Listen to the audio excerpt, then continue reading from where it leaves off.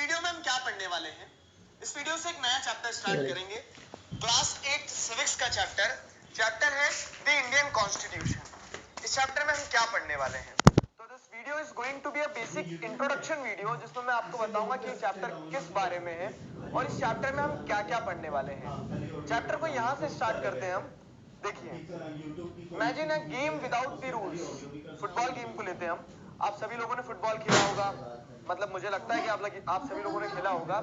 तो अब इमेजिन करो, एक फुटबॉल ऐसा खेलते हैं हम, एक गेम ऐसा खेलते हैं जहां पे कोई रूल्स नहीं है। अब क्या होगा?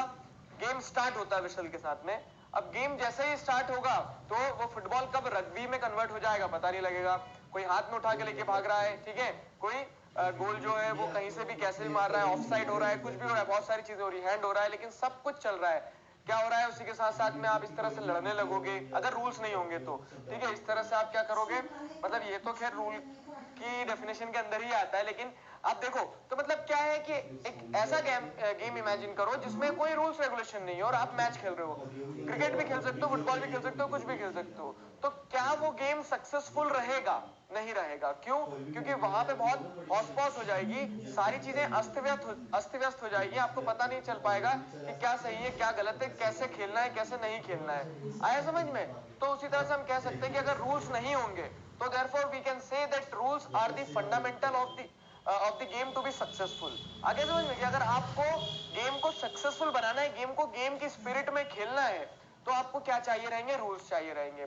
आई होप आप उस कंडीशन को समझ पाए कि बिना रूल्स के गेम कैसा होगा। In the absence of rule game would not be a game.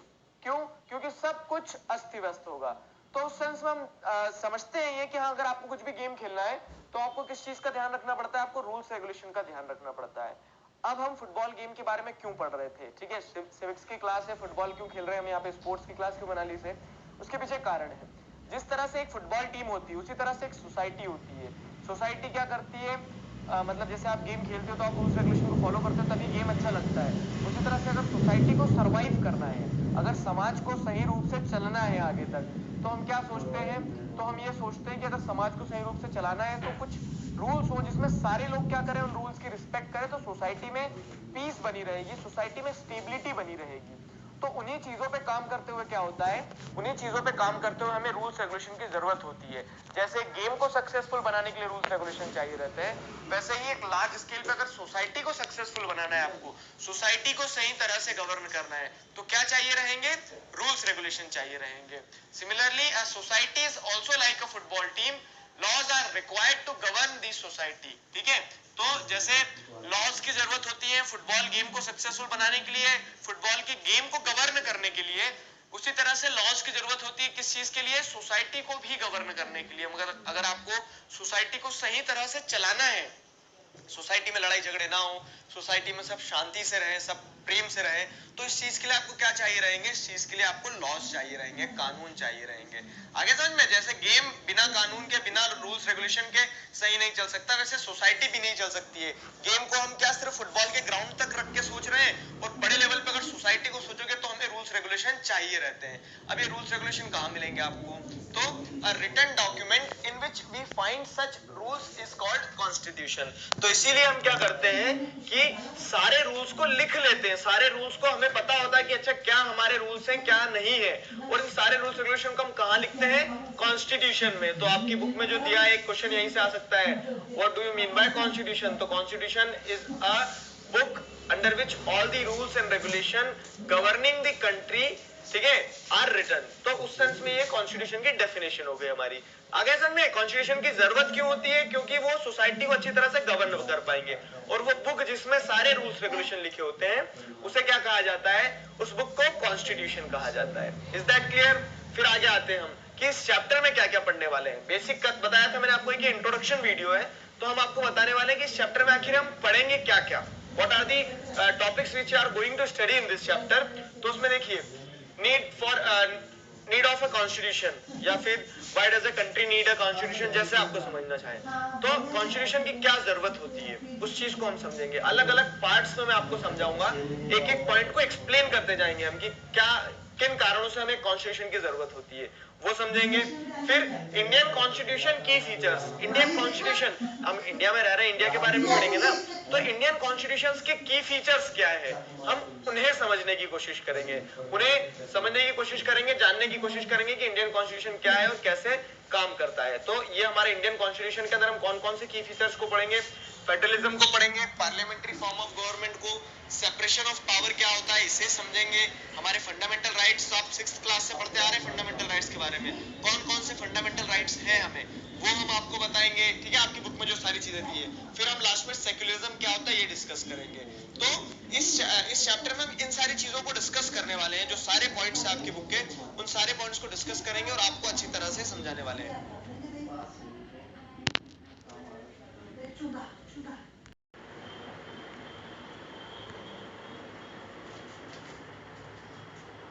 Why does a country need a constitution? पहला टॉपिक है आपका ये।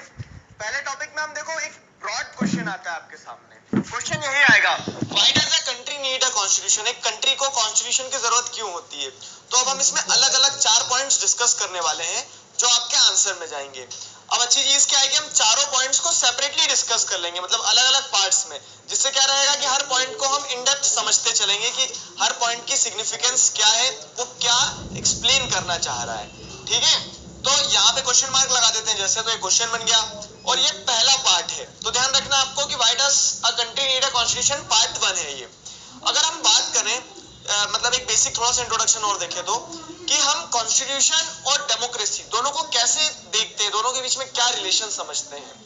यहाँ पे क्या होता है, तो रिलेशन बिटवीन कॉन्स्टिट्यूशन और डेमोक्रेसी की अगर बात की जाए तो देखो, हर वो कंट्री जो अपने आप को डेमोक्रेटिक कंट्री बोलता है उसका भी कॉन्स्टिट्यूशन होता है और नॉन डेमोक्रेटिक कंट्री का भी कॉन्स्टिट्यूशन होता है। कैसे, एग्जांपल देता हूं मैं, चाइना है, ठीक है। तो अभी चाइना क्या होता है कि चाइना अपने आप को क्या बोलता है, डेमोक्रेटिक कंट्री बोलता है, लेकिन प्रैक्टिस अगर हम देखें तो उनका सिंगल पार्टी होती है, उतनी ज्यादा लिबर्टी नहीं है, तो वो नॉन डेमोक्रेटिक कंट्री है। चाइना में भी कॉन्स्टिट्यूशन है, ठीक है। तो कॉन्स्टिट्यूशन होना इसका मतलब ये नहीं कि आप एक डेमोक्रेटिक कंट्री हो, कॉन्स्टिट्यूशन के अंदर कुछ प्रोविजंस होना चाहिए, वो प्रोविजंस किसी भी कंट्री को डेमोक्रेटिक या नॉन डेमोक्रेटिक कंट्री बनाते हैं। आ गए समझ में? जैसे सिर्फ आप अच्छा बोल लेने से अच्छा नहीं बन जाते हो ना, आपको वैसा करके दिखाना पड़ता है, ठीक वैसे ही कॉन्स्टिट्यूशन अडॉप्ट कर लेने से कोई भी डेमोक्रेटिक नहीं बन जाता है, आपका कॉन्स्टिट्यूशन भी डेमोक्रेटिक होना चाहिए। और एक डेमोक्रेटिक कॉन्स्टिट्यूशन के क्या फीचर होते हैं वो हम डिस्कस करेंगे और ये समझेंगे कि क्यों एक कंट्री को कॉन्स्टिट्यूशन की जरूरत होती है, ठीक है। तो The Constitution serves several purposes. Constitution जो बनाया जाता है तो बहुत सारे पर्पसेस को सर्व करता है। Constitution बहुत सारी आपकी रिक्वायरमेंट्स को फुलफिल करता है। क्या है वो बहुत सारी रिक्वायरमेंट्स, तो वन वन करके हम पढ़ते चलेंगे, एक एक करके सारी समझते चलेंगे।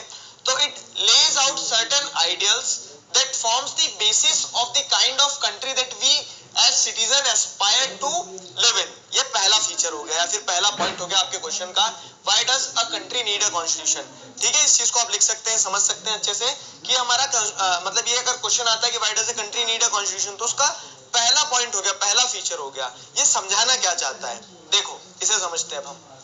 It lays out certain ideals that forms the basis of the country that we as a citizen aspire to live in.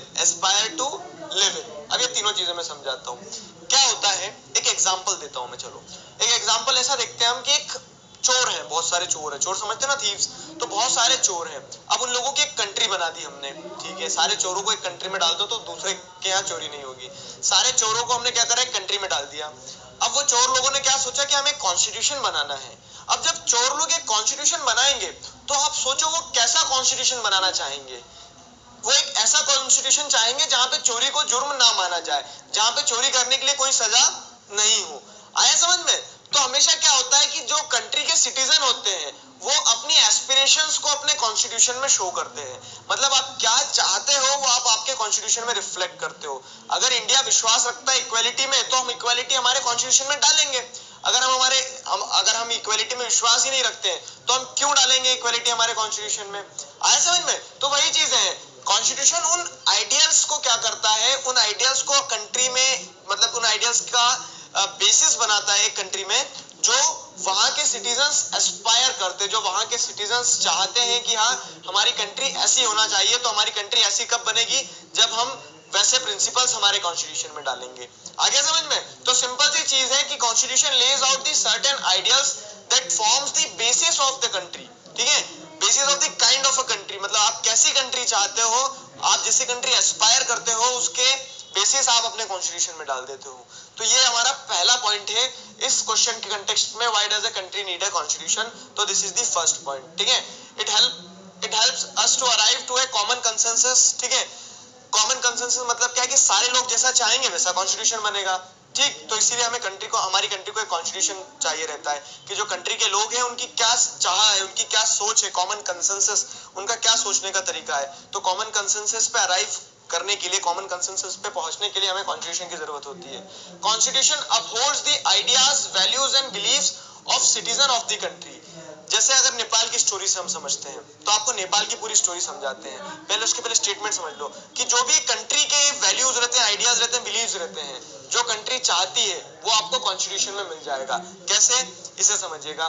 तो हम नेपाल की स्टोरी स्टार्ट करने से पहले आपको नेपाल बताते हैं, स्टोरी ऑफ नेपाल में। नेपाल कहाँ है? तो नेपाल हमारा एक पड़ोसी देश है। ठीक है, जैसे ये इंडिया है तो उत्तर प्रदेश बिहार के ऊपर यहाँ पे ये वाला पार्ट देखो आप। ठीक है, ये जो मैंने शेड किया है ये है नेपाल, सिक्किम के बाजू में, और इधर उत्तराखंड के बाजू में ये नेपाल है। नेपाल हमारा एक पड़ोसी देश है। अब नेपाल में ऐसा क्या होता है, देखो नेपाल की कहानी से आपको क्या करना है, नेपाल की कहानी से आपको अपने फर्स्ट पॉइंट को रिलेट करना है। It lays out the certain ideas that form the basis of the kind of country that we as a citizen aspire to live in. ठीक है, इस पॉइंट को आपको क्या करना है, रिलेट करना है नेपाल की कहानी से। नेपाल की कहानी क्या है कि नेपाल में एक राजा थे। कौन? पहले राजा थे किंग ज्ञानेंद्र। तो किंग ज्ञानेंद्र के पहले जो इनके पिताजी थे उन्होंने क्या करके रखा था, उन्होंने कंट्री में डेमोक्रेटिक सेटअप ले आए थे। अब उन्होंने मतलब 1990 में क्या करा था, कंट्री में डेमोक्रेसी ले आए थे, और 1990 के बाद से कंट्री कॉन्स्टिट्यूशनल मोनार्की के फॉर्म में चल रही थी, मतलब राजा भी था और डेमोक्रेसी भी थी। फिर क्या होता है कि जो किंग ज्ञानेंद्र राजा बनते हैं तो ये धीरे धीरे क्या करना स्टार्ट करते हैं, he started taking over the democratic setup. ठीक है, इन्होंने डेमोक्रेटिक सेटअप जो था पूरा उसे खत्म करना स्टार्ट कर दिया, और क्या स्टैब्लिश कर दी, और मोनार्की स्टैब्लिश करने की कोशिश करेंगे। और ये जो डेमोक्रेटिक सेटअप जो पहले कब स्टैब्लिश हुआ था, 1990 में, तो इन्होंने उस डेमोक्रेटिक सेटअप को हटा दिया और अपने उसकी जगह क्या, पूरी पावर एक मोनार्क की तरह एक राजा के हाथ में पूरी पावर ले ली, जो कि पहले बटी हुई थी। ठीक है, तो इससे क्या होगा, इससे प्रोटेस्ट स्टार्ट होता है कंट्री में। कौन लोग प्रोटेस्ट करेंगे, तो जितने भी माओइस्ट थे, आर्मी के लोग थे, सिटीजन थे, सारे लोग प्रोटेस्ट करने लगे राजा के अगेंस्ट में। क्या कि राजा को ऐसा नहीं करना चाहिए था। तो इसे struggle for democracy in Nepal भी कहा गया। इस पूरे मूवमेंट को लोग क्या करते हैं, ये प्रोटेस्ट करते हैं, स्ट्रगल करते हैं। उसके बाद में finally king accepted the government by people, and in 2008 Nepal become a democracy after demolishing the monarchy. तो इस तरह से स्ट्रगल चलता रहता है। 2002 से स्ट्रगल चलना स्टार्ट होता है, तो 2008 में जाके 8 अलग अलग इंस्टांसेस होते हैं। तो उसमें क्या होता है, 2008 में अल्टीमेटली नेपाल को क्या मिलती है, इंडिपेंडेंस मिल जाती है। एक तरह से कह लो किस चीज से इंडिपेंडेंस मिल जाती है, मोनार्की से। और नेपाल जो रहता है तो वो अपना खुद का कॉन्स्टिट्यूशन बनाता है, अपना खुद का एक डेमोक्रेटिक सेटअप स्टैब्लिश करता है। तो ये पूरी कहानी पढ़ी हमने। अब इस कहानी से आप क्या सीखे, इस कहानी से आप ये सीखे कि people wrote a new constitution for democracy. अब लोगों ने जो नया कॉन्स्टिट्यूशन बनाया है, तो ये कॉन्स्टिट्यूशन क्या बताता है, ये कॉन्स्टिट्यूशन बताता है कि वहां के लोग क्या चाहते थे। वहां के लोग राजा को चाहते थे क्या, नहीं, वो मोनार्की को नहीं चाहते थे, वो डेमोक्रेसी को चाहते थे। तो उन्होंने अपने कॉन्स्टिट्यूशन में क्या प्रिंसिपल्स डाले होंगे, डेमोक्रेटिक प्रिंसिपल्स ही डाले होंगे ना। आप जिस चीज की चाह रखोगे आप वही कॉन्स्टिट्यूशन में लाओगे। पिछले पॉइंट में मैंने आपको क्या, पिछली स्लाइड पे हमने आपको ये बताया था ना कि it lays out the certain ideas that form the basis of the country of society that the citizens aspire to live in. ठीक है, जो सिटीजंस एस्पायर करते हैं, जो वो चाह रखते हैं लोग कि हाँ ऐसा कॉन्स्टिट्यूशन होना चाहिए, तो उस तरह का कॉन्स्टिट्यूशन वो बनाएंगे भी जब उनको मौका मिलेगा। तो यहाँ पे लोगों ने वैसा कॉन्स्टिट्यूशन बनाया। आगे समझ में? तो why there was a protest in Nepal, क्योंकि लोग चाहते थे कि डेमोक्रेसी आए। जब लोग डेमोक्रेसी की चाह रखेंगे तो प्रोटेस्ट करेंगे मोनार्की के अगेंस्ट में। Why did the people wrote a new constitution, और लोगों ने नया कॉन्स्टिट्यूशन क्यों लिखा। चलो मान लो डेमोक्रेसी भी लिया है, फिर नया कॉन्स्टिट्यूशन क्यों लिखा, तो आपको ध्यान हो तो मैंने अभी आपको थोड़ी देर पहले बताया था क्या कि कॉन्स्टिट्यूशन क्या होता है, एक बुक होती है, a book which contains the rules and regulation about the country। अब जब कंट्री के बारे में रूल्स रेगुलेशन, आपको कंट्री चलाना है फिर से एक डेमोक्रेटिक कंट्री, तो फिर से नया कॉन्स्टिट्यूशन नहीं लिखना पड़ेगा जो आपके हिसाब से बनाओ। पहले जो चल रहा था सिस्टम, तो वो तो मोनार्की के हिसाब से चल रहा था। ठीक है, तो अब आपको अपने हिसाब से सिस्टम चलाना है, तो उसके लिए क्या करना होगा, नया कॉन्स्टिट्यूशन लिखना होगा। तो वही चीज यहाँ पे होती है, wanted a constitution which reflect the ideals of the country that they wanted Nepal to be, मतलब नेपाल के लोग चाहते थे कि ऐसा देश बने हमारा। तो अब ऐसा देश कैसे बनेगा, वो अपने हिसाब से जब कॉन्स्टिट्यूशन बनाएंगे, ठीक है, तो उन्होंने अपने हिसाब से कॉन्स्टिट्यूशन बनाया। जैसे पहले नेपाल में मोनार्की थी, मोनार्की से डेमोक्रेसी पे गई, अब there is a need to change all its constitutive rules. Constitutive rules क्या होते हैं? बेसिक कॉन्स्टिट्यूटिव रूल्स का मतलब ये होता है कि जिन रूल से कुछ भी चीज बनी हो, जो बेसिक होता है, जो कॉन्स्टिट्यूएंट होते हैं, मतलब जो मिलके बनाने वाले हैं ना, तो उसे कॉन्स्टिट्यूएंट का कॉन्स्टिट्यूटिव कहा जाता है। तो मतलब जैसे कंपोनेंट्स जिसको हम बोलते हैं, तो कंपोनेंट्स का सिनोनिम हो गया कॉन्स्टिट्यूटिव। तो कॉन्स्टिट्यूटिव रूल्स जो थे पहले, वो क्या थे? पहले मोनार्की के हिसाब से थे कॉन्स्टिट्यूटिव रूल्स। अब क्या होंगे कॉन्स्टिट्यूटिव रूल्स? डेमोक्रेसी के हिसाब से होंगे। तो इसके लिए the people of Nepal were required to reorient their constitution, फिर से कॉन्स्टिट्यूशन बनाए वो। आगे समझ में? तो ये पूरी कहानी हमने समझी। इस नेपाल की स्टोरी से आपको क्या समझ में आया? नेपाल की स्टोरी से आपको ये समझ में आना चाहिए कि जो हम बात कर रहे थे यहाँ पर किस चीज की, it lays out certain ideals that forms the basis of the kind of country that we as a citizen या फिर that citizens aspire to live in. तो हमें क्यों कॉन्स्टिट्यूशन की जरूरत होती है? तो पहला पॉइंट ये है कि आपको जो भी आपकी सोच है, जो भी आपके आइडियाज है, आइडियल्स है, आप जैसा अपनी कंट्री को बनाना चाहते हो, तो उसके लिए आपको कॉन्स्टिट्यूशन की जरूरत होती है। आगे समझ में? पहला पॉइंट हो गया। इसी तरह से हम आगे और भी पॉइंट्स डिस्कस करते चलेंगे पार्ट्स में। तो पार्ट 2 में हम पढ़ेंगे कुछ और पॉइंट्स। क्लियर? इस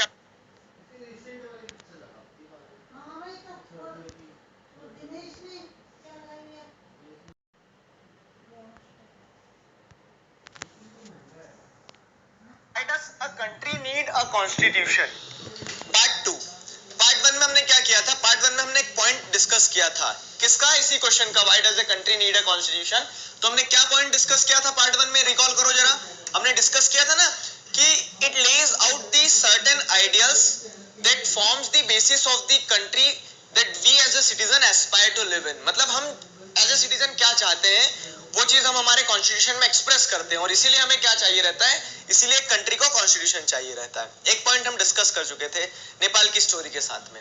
अब इस वीडियो में हम क्या डिस्कस करेंगे? इस वीडियो में हम डिस्कस करेंगे दो नए पॉइंट्स कुछ, कि हमें क्यों एक कंट्री को क्यों कॉन्स्टिट्यूशन की जरूरत होती है। देखिए, तो दूसरा रीजन क्या है? Constitution defines the nature of a countries political system. मतलब अब आप कैसी कंट्री चाहते हो, आपने कॉन्स्टिट्यूशन इसलिए बनाया कि आप जैसी कंट्री चाहते हो आप वैसे प्रोविजंस डाल दोगे।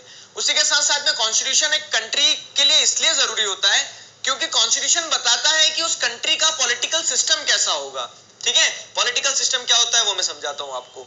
जैसे फॉर एग्जांपल हम समझते हैं कि नेपाल का कॉन्स्टिट्यूशन बता रहा है कि वहां पे अब मोनार्की नहीं है, क्या होगी? डेमोक्रेसी होगी। इंडिया का कॉन्स्टिट्यूशन बताता है कि इंडिया में क्या है? डेमोक्रेसी है। अब इंडिया में डिक्टेटरशिप होगी, मोनार्की होगी, डेमोक्रेसी होगी, आपको कैसे पता चलेगा? यहाँ के कॉन्स्टिट्यूशन में प्रिस्क्राइब्ड है क्या कि India is a democratic country.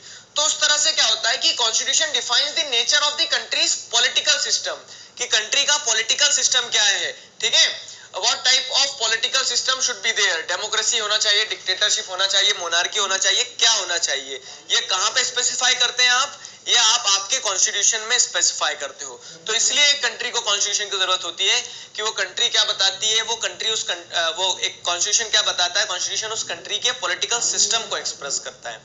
आ गया समझ में? ये हो गया। फिर अगर हम और देखते हैं, इट ऑल्सो, जैसे एग्जाम्पल आप देखोगे Nepals old and new constitution, तो नेपाल के अगर पुराने कॉन्स्टिट्यूशन को आप समझोगे तो नेपाल का पुराना कॉन्स्टिट्यूशन क्या बताता था कि उस कंट्री का पॉलिटिकल सिस्टम क्या था? Monarchy, monarchial form of government थी। फिर अगर हम बात करते हैं नेपाल के नए कॉन्स्टिट्यूशन की, जो नया संविधान बनाया गया, कॉन्स्टिट्यूशन को क्या कहते हैं? संविधान। तो जो नया संविधान बनाया गया था कॉन्स्टिट्यूशन नेपाल का, तो उस नए कॉन्स्टिट्यूशन के हिसाब से पॉलिटिकल सिस्टम क्या था? डेमोक्रेटिक पॉलिटिकल सिस्टम था, वहां पर डेमोक्रेसी आ गई थी। तो इस सेंस में हमारा जो ये वाला पॉइंट है, आई होप आपको समझ में आया है कि constitution defines the nature of countries political system. Clear? फिर आगे आते हैं अगर हम, तो it also provides the guideline that govern decision making with in these societies. अब क्या होता है, आपने पॉलिटिकल सिस्टम डिफाइन कर दिया, आपने बोल दिया कि हमारी कंट्री में डेमोक्रेसी होगा, हमारे कॉन्स्टिट्यूशन में दिया है, ठीक है, बहुत अच्छी बात है, कांग्रेचुलेशंस। अब वो डेमोक्रेसी चलेगी कैसे? अपने पैरों पे तो चलेगी नहीं, तो उस डेमोक्रेसी में क्या रूल्स रेगुलेशन होंगे, कैसे गवर्न करना है, तो वो भी हमारे कॉन्स्टिट्यूशन में ही दिया रहता है। It also provides the guidelines that govern decision making with in these societies. तो जो आपने सोसाइटी बनाई है, जो पॉलिटिकल सिस्टम बनाया है, चाहे वो डेमोक्रेटिक हो चाहे मोनार्की हो, वो कैसे चलना है, तो उसे चलाने के लिए जो गाइडलाइंस रहती है वह भी कहाँ मिलती है? वह गाइडलाइंस भी कॉन्स्टिट्यूशन में मिलती है आपको। फिर आगे और अगर देखते हैं तो constitution provides us the safeguard against the powerful authority. ये तीसरा फीचर है या फिर कह सकते हो तीसरा पॉइंट है आपके क्वेश्चन का, why does the country need a constitution. तो क्यों कॉन्स्टिट्यूशन चाहिए रहता है, तो आपकी बुक के अकॉर्डिंग जो तीसरा पॉइंट है बहुत इंपॉर्टेंट है। कौन सा, कि constitution provides us the safeguard against the powerful authority. अगर इसी को क्वेश्चन बना लिया जाए, explain how the constitution provides the safeguard against the powerful authority. Constitution कैसे सेफगार्ड प्रोवाइड करता है अगेंस्ट द अथॉरिटी। तो यहाँ पे आपको समझ में आना चाहिए कि हु इज पावरफुल, यहाँ पे पावरफुल जो बोला जा रहा है पावरफुल अथॉरिटी, तो पावरफुल कौन है अथॉरिटी और व्हाई सेफगार्ड इज रिक्वायर्ड, और हमें क्यों प्रोटेक्शन की जरूरत है। पावरफुल है तो वो उनके घर में पावरफुल है, हमें क्या दिक्कत होगी। तो इस चीज को समझाते हैं हम आपकी बुक में ही दिए हुए एक एग्जांपल से, ठीक है। तो एग्जांपल गिवन में अगर हम देखें कि example of the classroom situation, तो ये क्लासरूम सिचुएशन वाला एग्जांपल जो आपकी बुक में दिया है, इससे समझिए। इसे समझने के बाद में, इस स्टोरी को समझने के बाद में हम वापस इस पॉइंट पे आएंगे, ठीक है। देखो ये क्या है, सुरेश, आपकी बुक में भी दी है स्टोरी, आप पढ़ सकते हैं। तो क्या बता रही है स्टोरी, देखो मतलब ये क्लासरूम सीन है एक। अब क्लासरूम सीन में क्या होता है कि Suresh is the class monitor, he is a bully, ठीक है। बुली क्या होते हैं, जैसे आप देखते हो ना कि आपकी क्लास में कुछ बदमाश से बच्चे होते हैं जो डराते धमकाते रहते हैं सभी को, जो कह सकते हैं कि दादा, क्लास के दादा बन के जो घूमते हैं, तो bully. His classmates are not too fond of him. Mrs Rao, the class teacher, has to leave the class on some urgent work. She asked Suresh to mind the class. Suresh starts picking on Anil, ठीक है। तो सुरेश ने क्या करना start कर दिया, मतलब एक तरह से ऐसा हो गया कि कभी कभी जो दादा होते हैं क्लास के, वो आगे बैठे रहते हैं, तो टीचर को अगर बाहर जाना होता 2 मिनट के लिए, तो टीचर बाहर जाते हो, उस बच्चे को खड़ा कर देते, बोल देते कि आप क्या करो, 2 मिनट की क्लास संभालो, ठीक है। और वैसे ही सुरेश को अब पावर मिल गई है, तो सुरेश ने क्या किया, अनिल को परेशान करना स्टार्ट कर दिया, बुलिंग स्टार्ट कर दी है। क्या करता है Suresh, Anil today I am going to report you to Mrs Rao. तो सुरेश अनिल से कहता है कि मैं आज तुम्हारा नाम झूठ मूठ का इंजाम लगाने वाला हूँ तुम्हारे ऊपर, क्लास टीचर के सामने, मिसेस राव के सामने। तो अनिल बेचारा सीधा सा बच्चा था, वो बोलता but what have I done, मैंने क्या किया, मेरा नाम क्यों लगाओगे झूठ मूठ में, ठीक है। तो यहाँ पे क्या होता है, उतने में मिसेस राव आ जाती है वापस। तो सुरेश क्या करता है, सुरेश मैडम से कंप्लेंट कर देता है, ma'am while you were away Anil kept talking loudly and disturbing the class, he would not listen to me, ठीक है। अब देखो यहाँ पे क्या हुआ, तो सुरेश ने क्या किया, जैसा आप लोग भी करते हैं, अधिकतर करते हैं ना ऐसा, कि एक बार बस कभी गलती से मॉनिटर बना दिया तो हम क्या, हमारा जो दुश्मन रहता है उसको पकड़ के हम उसका झूठा मोटा नाम लगा देते हैं। तो सुरेश ने वही किया, अनिल का झूठा मोटा नाम लगा दिया। अभी क्या होता है यहाँ पे, तो अब अनिल का जब झूठा मोटा नाम लगा दिया तो मैडम अनिल को डांटेगी, दिखती बात है। तो Anil, you will have to stay back after school today and write I will not disobey the class monitor 100 times. तो 100 बार लिखना पड़ गया बेचारे अनिल को, जबकि उसने कोई गलती भी नहीं की थी। But ma'am I did not do anything. तो इस तरह से अब आपको ये जो कहानी समझ में आई है, तो हम हर कहानी को पढ़ते चलेंगे, इससे क्या होगा, आपको एक पर्सपेक्टिव मिलेगा। तो अब देखो कहानी में, कहानी को हम चैप्टर से रिलेट करते हैं, हमारे पॉइंट से रिलेट करते हैं। पॉइंट क्या था हमारा, कि constitution provides us the safeguard against the powerful authority. Powerful authority मतलब क्या होती है, जैसे अब अगर मान लो ये गवर्नमेंट है, ये क्लास नहीं है, गवर्नमेंट बना दी हमने। अब गवर्नमेंट में क्या हुआ, इस गवर्नमेंट में अब सपोज करो कि सुरेश जो है वो हमारे द्वारा चुने गए एक लीडर है, ठीक है। इस सुरेश को क्या बना दिया, लीडर मान लो। अब सुरेश, अगर सुरेश जैसे लीडर होंगे तो वो पावरफुल हो गए, उनके पास में पावर है, क्यों, क्योंकि उनके पास अथॉरिटी है, वो पोजीशन में, मान लो उन्हें चीफ मिनिस्टर बना दिया, एमएलए बना दिया, एमपी बना दिया, कुछ भी बना दिया, प्राइम मिनिस्टर बना दिया, तो उनके पास पावर है। और ये जो आम बच्चे बैठे हैं क्लास में अनिल जैसे, वो सारे लोग क्या हो गई, जनता हो गई है, उनके पास पावर नहीं है। तो क्या होता है, कभी कभी इस तरह से, अगर जिसके पास अथॉरिटी है, जिसके पास पावर है, सुरेश यानी कि गवर्नमेंट कंसिडर करो, तो गवर्नमेंट क्या कर सकती है, आम जनता को परेशान कर सकती है। तो यही जो सवाल मैंने आपको यहाँ दिया था, हु इज पावरफुल, तो पावरफुल मतलब जो अथॉरिटी होती है, जो लीडर्स होते हैं, वो लोग पावरफुल होते हैं, उनके पास में पावर होती है, और वो हमें वाई सेफगार्ड इज रिक्वायर्ड, तो वो अपनी पावर का मिसयूज करके क्या कर सकते हैं, आम जनता को परेशान कर सकते हैं। जैसे आप देखोगे सुरेश ने अपनी पावर का यूज करके अनिल को परेशान कर दिया, तो उसी तरह से हमें क्या होता है, हमें सेफगार्ड, हमें प्रोटेक्शन की जरूरत होती है। किससे, पावरफुल अथॉरिटीज से।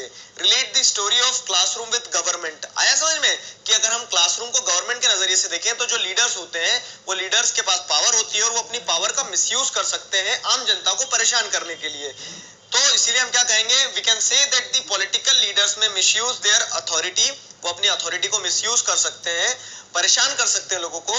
Therefore constitution lays down rules that guard us, और इसीलिए कॉन्स्टिट्यूशन क्या करता है, मतलब क्वेश्चन पढ़ो, why does a country need a constitution, तो country need a constitution because constitution lays down rules that safeguard us या फिर safeguards the citizens against the misuse of power by political leaders या फिर misuse of power by those who are in authority. जिनके पास आज power है वो अपनी power का गलत इस्तेमाल ना कर ले, कमजोर लोगों के ऊपर इस्तेमाल ना कर ले, तो उन्हें प्रोटेक्शन देने के लिए हमें क्या दिया रहता है, कॉन्स्टिट्यूशन दिया रहता है, कॉन्स्टिट्यूशन में लॉज दिए रहते हैं. जैसे एग्जांपल के लिए हमारे फंडामेंटल राइट्स, तो हमारे फंडामेंटल राइट्स अगर गवर्नमेंट भी वायलेट करेगी तो गवर्नमेंट को भी सजा दे सकता है कौन, सुप्रीम कोर्ट.